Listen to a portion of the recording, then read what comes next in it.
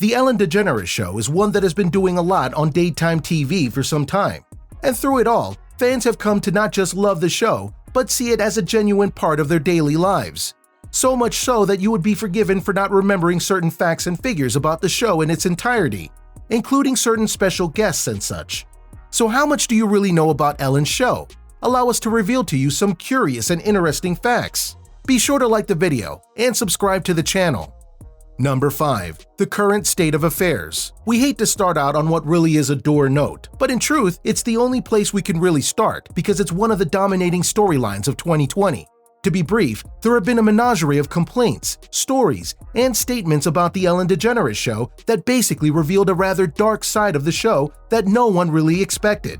The show has been on for basically 17 years, and yet some of these complaints were going back to the beginning of the show. In regards to Ellen herself, she was charged with being an incredibly mean personality when the show wasn't rolling, even disrupting the plans for the show because she wanted to change things up, and thus leaving her staff scrambling in terms of what to do next. She also apparently incited a workplace of fear and competition that left many angry, as Ellen just did what she wanted, when she wanted, and didn't take flack from no one, which says nothing of her executive producers, who apparently were toxic in their own right, and would discriminate against other staff members, as well as make incredibly racist jokes at their expense. This is a far cry from the "be kind" mantra that the show is supposed to have embodied. Now, thankfully for all involved, there were changes made to the show, including the executive producers, who were called out for bad behavior being fired and being replaced by some more diverse hires, the workers themselves getting more time off and medical time to take care of themselves, which was another problem brought forth, and so forth and so on. Does it solve all the problems? No, but it does help, and it could lead to some new dynamics and segments going forward. Only time will tell. Number 4. The very first show. Heading now to the very origins of Ellen's show. That all happened back in 2003 and was the start run of a show that no one could have anticipated,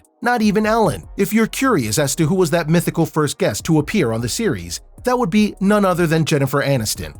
She visited to discuss the final season of Friends that would begin airing on NBC a few weeks later, which was obviously a major event as it was one of the most popular shows of the last decade. Macy Gray was the musical performer, and cake decorator Betty Kuiper also appeared. Other guests that appeared that week included Justin Timberlake, who came to discuss his new album, Justified, Betty White, Sherry Shepherd, Will and Grace's Megan Mullally, Alias's Michael Vertan, Dennis Quaid, and Lisa Marie Presley. All in all, it was a very impressive first show and a first week overall, which in many ways was the intention because you have to be able to set a tone right away or else lose viewers, which all but dooms the show. Thankfully for Ellen, that didn't happen, and she's preparing for the next season of her show with the changes mentioned earlier right now. Number 3. Sued for dancing to music. Trust us, there's more to that title than it entails, but there is little doubt that there is indeed an early trend when it came to the earlier episodes of the show.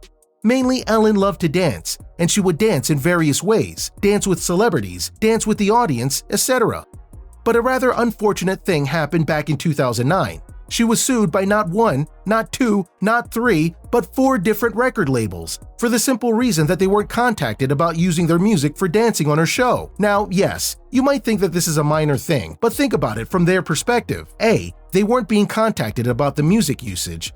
B. At this point in time, Ellen's show is one of the biggest shows on TV and watched by millions. And C. Their lack of consent arguably cost them money on the grander scale. If you feel this story sounds familiar, it should, because politicians do the same thing. They'll contact famous musical artists and ask them for the use of songs at things like political rallies and conventions. And then when they say no, they'll play the song anyway. It's not a good look. And yes, Ellen worked it out and eventually stopped dancing altogether, so that won't happen again. Number 2. Iron Woman. There's a lot that goes into making a daytime talk show good, and part of it is honestly just having a host that is there every day, which is a lot harder than you would think, and thus proves why Ellen is so special. To date, there have been a total of 2,700 episodes of The Ellen DeGeneres Show. At times, they've done roughly 170 episodes a season.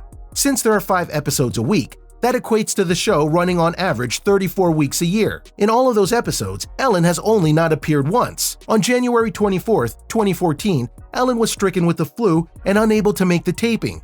Actress Ellie Kemper was the guest DJ and filled in as host. Neil Patrick Harris and Hunter Hayes were the guests that day. Kemper would be interviewed by Ellen the following Monday. Think about that though. Think about all those days that she wasn't sick and did the show. Hosts of all manners have taken time off, taken even whole weeks off, and did special shows with guest hosts. But Ellen, she prefers to be there herself apparently. Number 1. The reoccurring guests. As is a common theme, just about every talk show host, regardless of it being daytime or nighttime, have certain guests that have appeared more times than not because of their connection with the host, or they're just a good guest. According to Internet Movie Database, Lauren Graham is the actress to have appeared the most times on The Ellen DeGeneres Show.